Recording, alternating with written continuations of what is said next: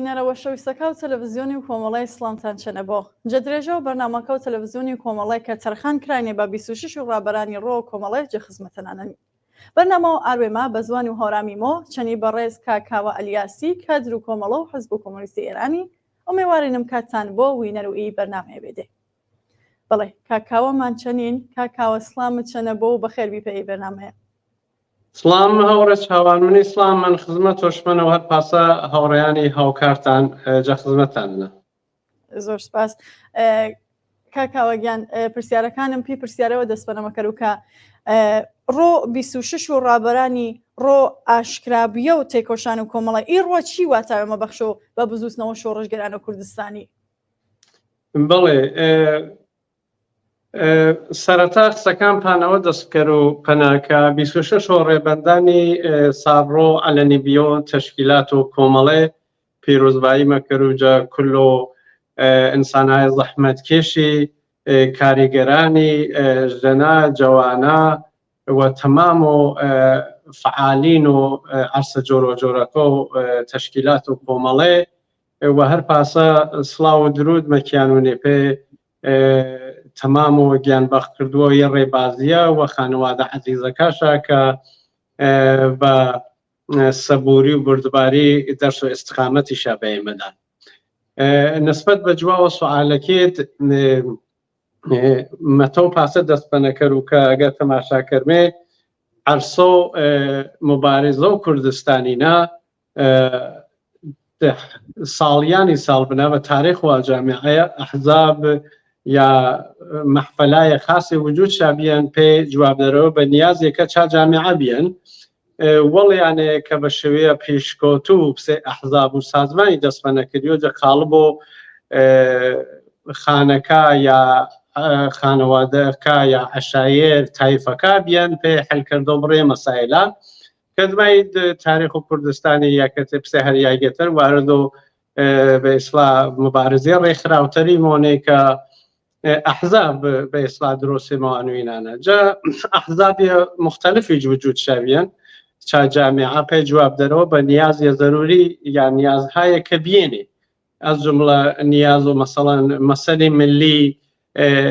بێکاری سەختی ژیانی بێداشت کل و مەسایلی تەری کە جا ئەوڵە وجود شاویان و ئیسێش بڕێ مەسایلی تەریش پەنە ئیزافە بێنێ و چی جامعەیە ئەگەر تەماشاکەرمێ ئەغڵب و محفلهایەکە وجود شابیان سازمان و ئەحزابێکە وجودش بیان وەڵیانەیە کۆمەڵە دەست بەکارکەرەوە و حتا چی سەردەمێشەنەکە جەمعیەتەرەنێ جواب بە مەسەلەیە خاصی ماوە ئەس جمڵام جواب بە مەسەلەی ملی جە سوورەتیە نەچا جامعە با وجود و ستەم و ملی مەسەلەی ملی بەڵام کۆڵیەتەر گیر و گرفتن بەڵام کۆمەڵەکە وەختیە ئەرس پاژنیە ئەرسۆ مبارزە و دەستکرد بە مبارزەوە بیر و بچوون و وێش گەڵاڵە کرد و بە ئیسلا بە جامعە ژوات فقط مبارزە و بێجە مەسەلەی ملی بە ئیسلا هین نەکردو محدود نەکردووە دیارن مەسەلەی ملیش مەسەلەی مهمەنە و مەشۆ مستەمی مزاعفن و مەشۆنێ ڕاحلش پێ بێزیەوە چارەسەر کردیونینانە بەڵام چێوهایە تەرش بێنێ جەلابەلەوە ئی مەسەلێنە بە ئیسلا مهمێنێ و یاوەی ینی حەلکردۆ ئەم مەسایلیە حەلکردۆ مەسەلەی ملی چەند بە شێوێژە شێوەکە یعنی کۆمەڵە تاوانش کل و عەرسۆ مبارزاتی ئەزوڵە مەسەلەی ملی مەسەلەی بێکاری مەسەلەی مستەمی مزاعفی سەر و ژەنا هەن مەسەلەی جەوانە بێکاری چا منتەقە بەرەسەر و نەبیۆ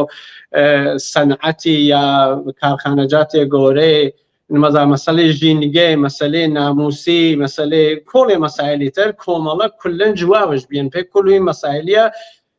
بەرعەکس و ئەحزابێتەر کە ئەحزابێنێ کە چە ڕابردوو نەبێنەوە چە ئیسێشەنێ ئەحزابێنێ تەک سوعالی جوابی بە سوعالێ مشەخەسی ماوە و كل يعني بقيو أرسكوترون زندگی و معضلات و زندگی جا برچو نمگیره اگرش گیره سرسری پیش بلانی هر پابونه هم تومی واسمی کومالا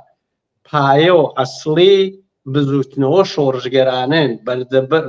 پیانه بروش برو پیانه جواب مسائل که کردستانی بو کومالا به اصلا پایو اصلی بزوتنو اینا يعني جواب وكل عرسا شفنك مختصر بخدمة ميوني. بەڵێ دەست کاکاوە ئەگەر بێمێ باس و پەرس و ژنان کەرمێ کۆمەڵە پسە و ڕابەر و ڕێگوز و باڵ و شەپ و بزوتنەوە شۆڕژگەرانە کوردستانی چەنی و تا چه ئاستەوە پەیواش پێ کێشە و ژەنان کردن و گرنگیش پێ پرسیەدان. بەڵێ کۆمەڵە هەرجە سەرەتۆ سەر بە ئیسلاح عەلەنەی بیەوەیشوە گەڵاڵە و سیاسەتیشوە بنا بە جەهانبینیە کە نسبەت بە ڕزگاری ئینسانی چاک و ستم و زۆریەکە هەن مبارزۆش فقط بە ئیسلام نەبینا بە بەش چی جۆ جنسەیەکە جا بە ئیسلام پسەی ئینسانی مەژیانی و زیندگی مەکەرا بە فقط بەشیەشڕە پسێ پیاوی ژەنی بنا بە جەهانی بینیە هەنێر ژەنیج مەشۆنێجە کل و عەرسەکە و زیندگی نەچەنی پێ بەرابەرە بوو ئەس جملە لە حاز و حقوقی و مسائلی اجتماعی و مسائلی سیاسی و اقتصادی و کلی بواراوە و هەم زەمان مەشۆنێ هەر فرسەتانە کە پێی جنس و پێی بە ئیسلاح هۆر مەگنانی یا هەنێ یا کەتێ بە ڕسمیەت شناسیێنێ مەشۆ پێژەنیش بە ڕسمیەت شناسیە و بوونەوە جە سەرەتاکە و عەلەنەی بیەوەیشوە ئەگەر تەماشاکەرمی باوجود و کل و ئا سەخت و زۆریە کە جامعەیە و کوردستانی جامعەیە دواکۆتوو بنا بە ئیسلاح سیستم هایە کە قودرەت شابیان ئاجامعشانە دوور نەگایشتن جەبار و فەرهەنگی و جەبار و اقتصادی و جەبار و کۆڵی مەسایلی ترە و هەم زەمانی جیزافە پانانە فەرهەنگی ناشرینی مەرسالاری مەسحەبی کە زاڵ بیان کە ژەنیش بە شێویەتر تەماشاکردێنە نسبەت بە پێ بە ئیسلاح چا جامعەنە بەڵام کۆمەڵە بدونە تەرسولەر بدونە ڕاڕایی وەختێکە وێژ عەلەنی مەکەرۆ ئەسرع و وەختی ناگە واشمە حتا چاڕۆ ئەوەڵانەنە بەڵام ئەسرع و وەختینە پێ ئانەیە کە پتا و پڕەوپڕ جواب دەرەوە بۆ پاجەهان بینی وێشە و سیاستش پێ ئێتخازکردنێ و استراتژیش پێمجۆنێ و پتا و جنسیەکە ستەمێ مەزاعەف ژمەلۆنە بە نامێ ژەنێ چا جامعە ئەوردێژ یعنی هانژدەی ئەگەریش نۆردێ باش مستەقیم هانژدەی پێی ئانەیە کە پتاوە بیالێ ڕێز و مبارزەی و دەست بە مبارزە عەلەنی کەرا شان بەشان و پیاوی پێی بە ئیسلاح پێ داخوازیەکەشا پێ حەق و حقوقی بەرابەر و کامڵی هەر پابوونەوە ئەگە تەماشاکەرمێ اینجا سەرەتاکە و عەلەنی بیەوەی تەشکیلاتیە ژەنی جە حتا بوارە جۆرۆ جۆرۆکە بخصوص حتا مبارزەی نظامی کە ئاسەردەمە بنا بە شرایەتی سەپیابێ سەر و کل و ئەحزابیرە ئەس جملە کۆمەڵە ژەنی ئامێ شان بەشان و پیاوە دەستا بە خەباتی کردوە ئێمە کەم نیەنێ ئا ڕەفێقە ژەنانە ئینسانە زەحمەت کێش و لێ بردوانە کە عرصە مختلفاتەکە و کۆمەڵێنە چە تشکیلاتی مەخفینە چە تشکیلاتی عەلەنی بار و سیاسیش و بار و نظامیش و فعالی بینی و بە مەراحلێ تایبەت و باشی ئەوێنی و تاوانشە بەڕاستی مبارزە و بەرابەری خوازی ئینسانی کۆمەڵێ چنگە مەرحەلێتر بەرابەرەوە ڕەنگ و بۆیەش پەنەبانەی کە تەکە. بەڵێ زۆر سپاس کاکاوە کۆمەڵە بە وەرچەمگرتۆ خەبات و مەدەنی و کۆمەڵایەتی تاوەژ مامەوە فرەکەمەنە بە خێرایی بوو بە ڕێگوز و ڕێگوزیەوە گردگیر ئا هەرمانی وەرچەمێ کە ئی ڕێگوزیاشانە پۆرە مەشناسی و کامێنێ کۆمەڵە کە وەختێ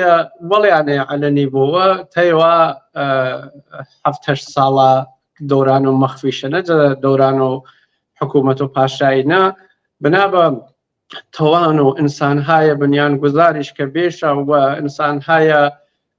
معتەبەرێ بێنی لێ جامعەنە تاواش جەهانبینیە کە بێش بە شێوەیە باش فرموڵەش کەرەوە بە شێوەیە باش جە چوارچێوە سیاست وشە نیاز و جامعەیە فرموڵە کەر و جوابش بنە بۆ و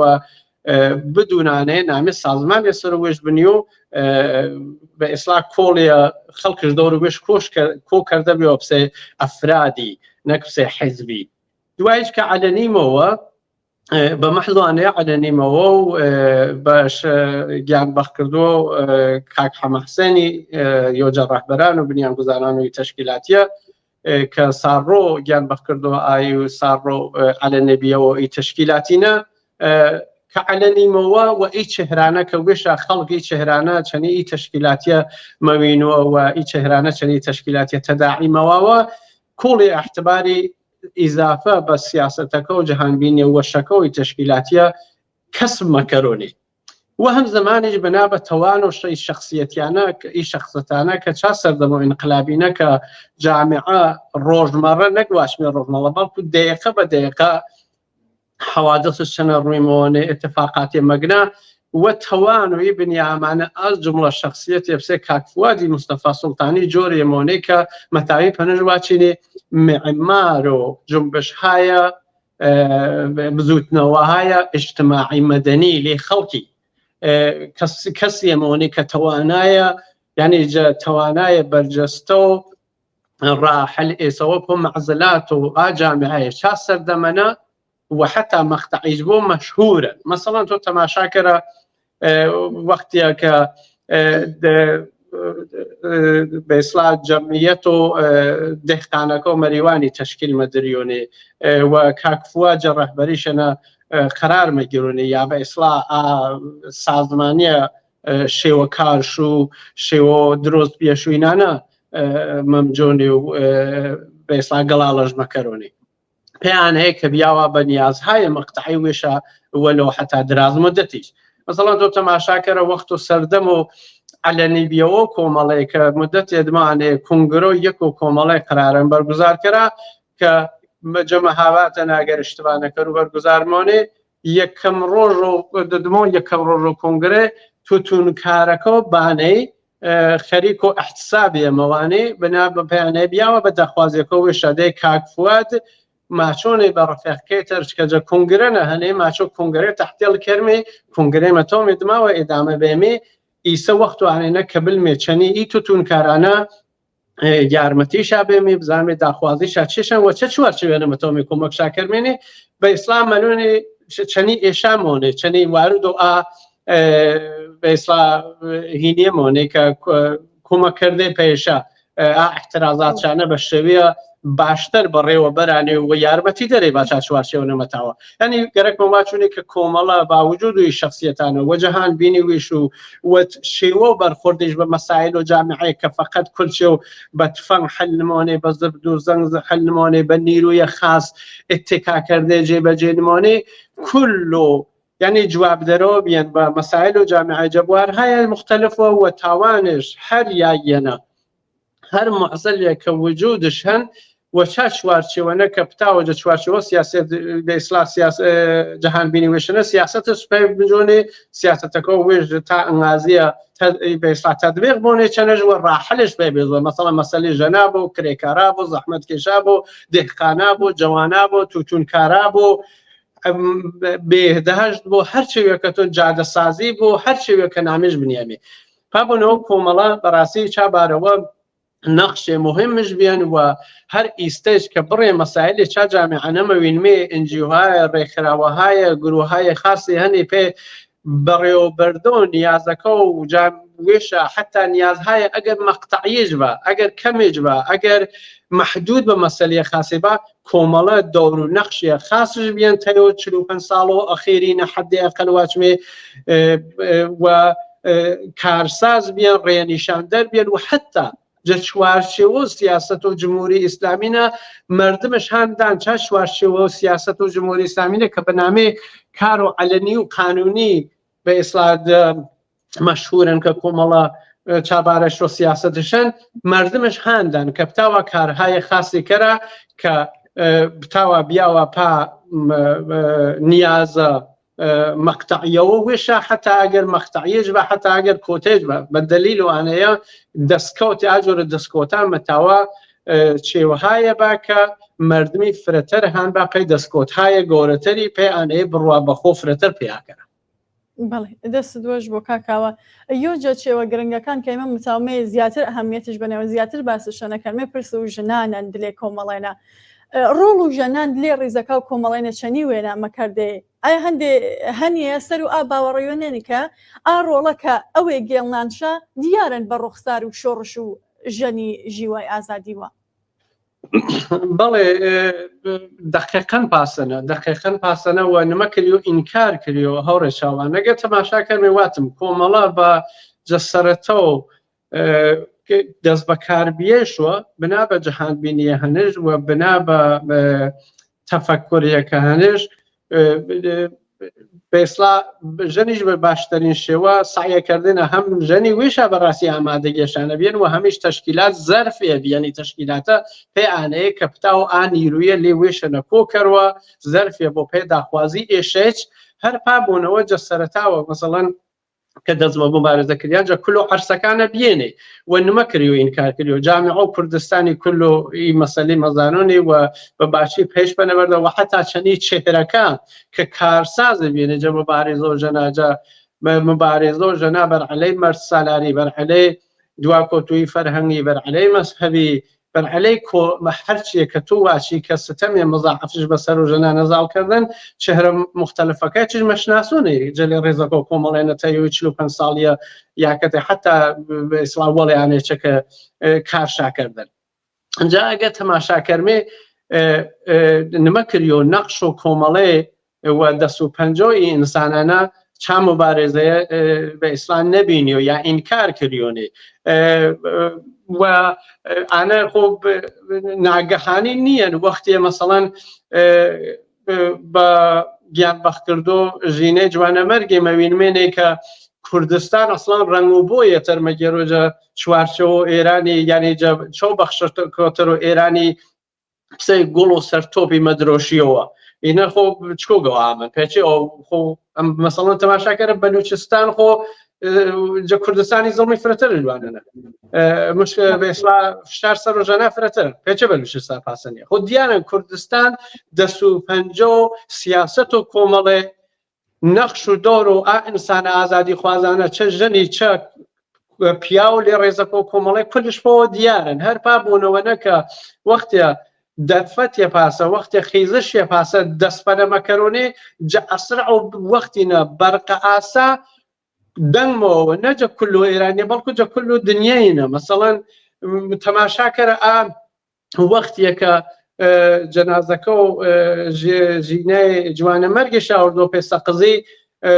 مردم و کوردستانی جە کل و نقاط و کوردستانی و ناشا خانەوادە و ژینەی فامیلەکە و ژینەی تەنیەی بە هەزار نەفەری مجیای دۆر و یانەکەشە خیابانانە سەر و زیارەتەکەش و حتا بە شێوەیە بەرخورد کە نیروهای ئینتیزامی نەتاوە کوچکترین بە ئیسلا دەرفەتە بیۆناپا مەراسمیە خوب اینە جکۆ گۆمە اینە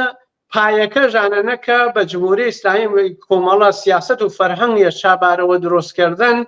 و سەر و ئامەسەلێ ژەنا و ستەمێ کە سەر و ژەنان و ئێمە تەرەفدار و حەلیشەن و ئێمە یاگی ئەسڵی و زەرفی ئەسڵین وێ پێ حلو ئامەسەلێ کارێشکردن کە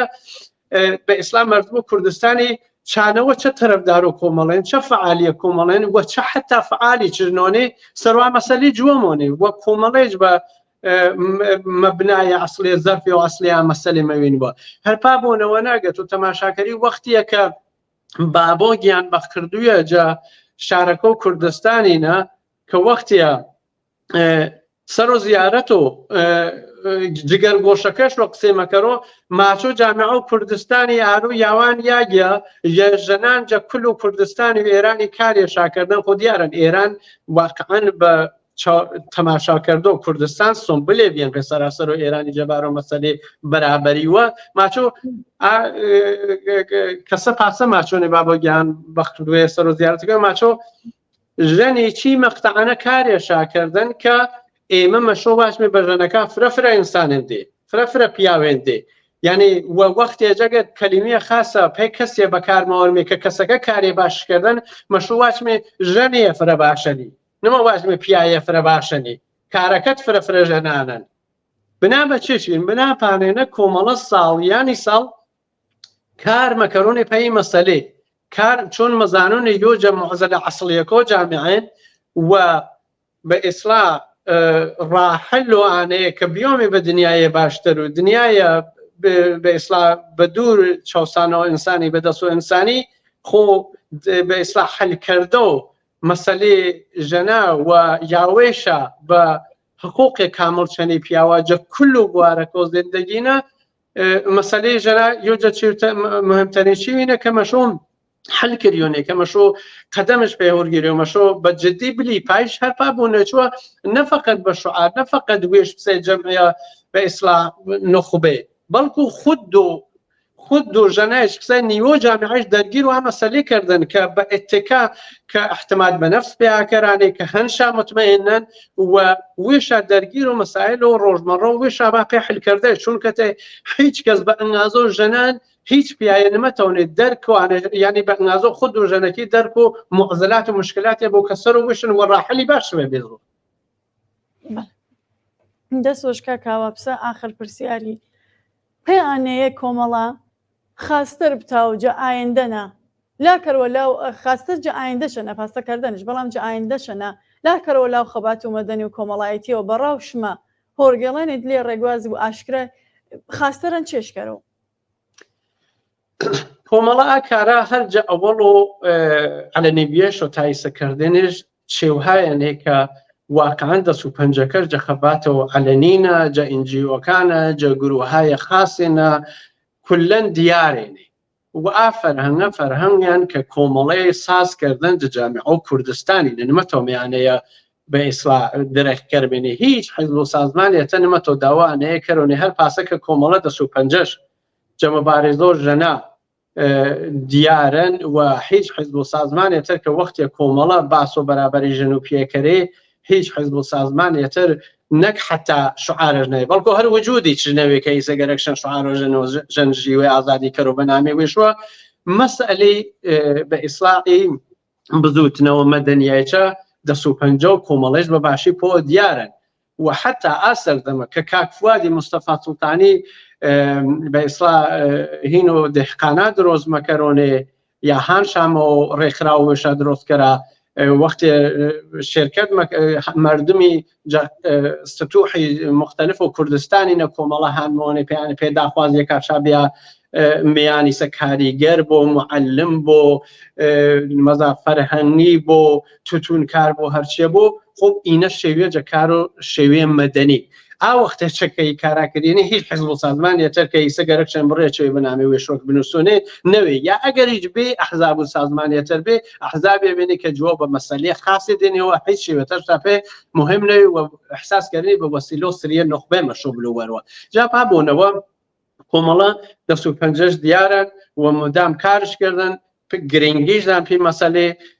مقاطع مختلف من الراحل خاص جستن و پیانه که مردم بتاوا به شیوه‌های مختلفی که وشاقی گزانه زبروزدن و جمهوری اسلامی دوری با و دهاتویچ پی این مسئله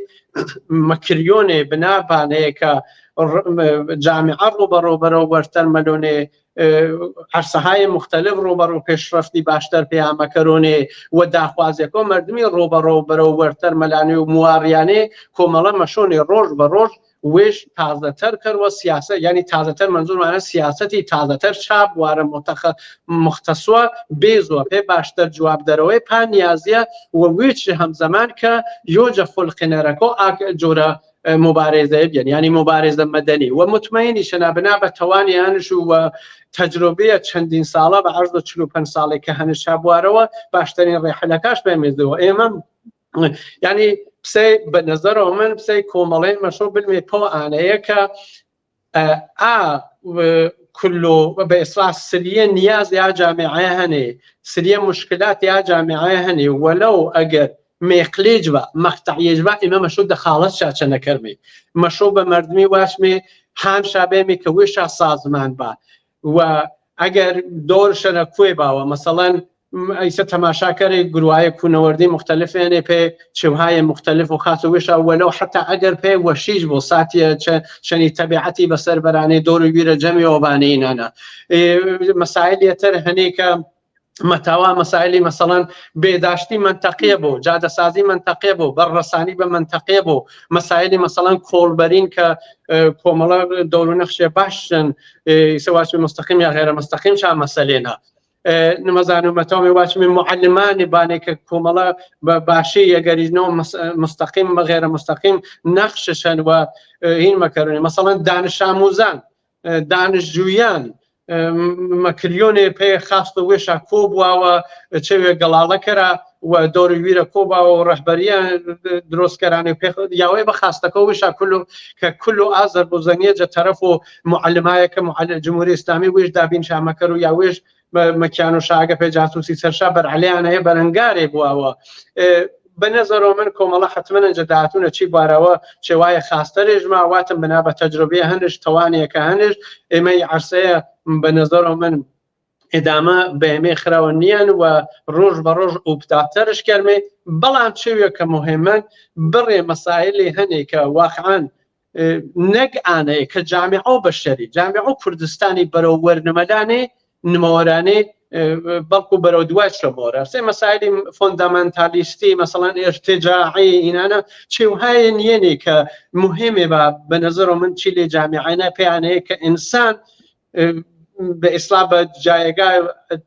خاص و وێژ بیۆنێ و ژیانێ دابین کە ڕۆ بە جواب دەرەوە بە ئیسلام ڕایە بێ زۆپەی جواب دەرەوەی بە مشکلات و معضلات و نیازەکە و ڕۆژمەڕە و وێش پابوونەوە بڕێم مەسائلیانی خۆ دیارن کۆمەڵە وێژ نمەوە دەرگی شاکەر و نمۆنێج بە ئیسلام پێشوە سەرقاڵ کەرۆنێ واتم مەسائلێ کە راجب بە فەرقیە مەسهەبی بۆنێ مەسائلی ئرتجاعی بۆنێ کە بە ئیسلام بەجیانەیە جامعای بەرەو وەربەرۆنێ بەرەو دماشمەوەرۆنێ ئانە کارۆی من نییە کە دەخاڵەتکردە یاکەتێ ڕاحەلێسەوەی یاکەتێ یانەیە کە واچمێ بزوتنەوەش پێ جێبەجێ بۆنێ یا مبارزیە مەدەنیش پێ ڕێک بنگنۆنێ بەڵام بەقی چێوەکە کە پۆشکۆت و خوازانێنێ و حتا ئەگەر پشۆت و خوازانێش نەوە بەڵکو مردمی مەقتەعی یا کۆتا یا حتا مێقلە جە مەرحەلێنە مۆرە مەرحەلەیە باشتر جە درێژە شەرەنوەکەن بەڵێ دەست دوۆش بۆ کاکاوە پێ بەشداریت من پرسیارەوەم نەمەنێنە سوالێم نەمەنێنە ئەگەر جاخر و بەرنامەکەنە هەزمە کردی ئاماژە بە چێوێ نەوتراو کردێکە دەتول و بەرنامەکەنە نواتن تا فەرمۆ ممنون دەستاوەش بۆ چێوێ تابێت کە گەرەکم بێ واچوش ئانەنەکە چی سەردەمەنە باوجود و کل و فشارهایە کە سەر و مردمی وهەن وەسەر و خەباتگێڕا و عەرسە جۆرە جۆرەکە و کۆمەڵەی بخصوص عەرسەی مەخفینە کە هەن بەڕاستی کولما مەزانمێ چەنین و یاگی شانازینەکە ئینسانانە کە لە